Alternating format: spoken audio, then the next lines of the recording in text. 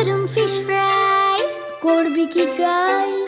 কুলের আচার করবো পাচার, লুকিয়ে রাখা এখন শুটিং, কালো জাম আর সুইট স্প্যাগেটি।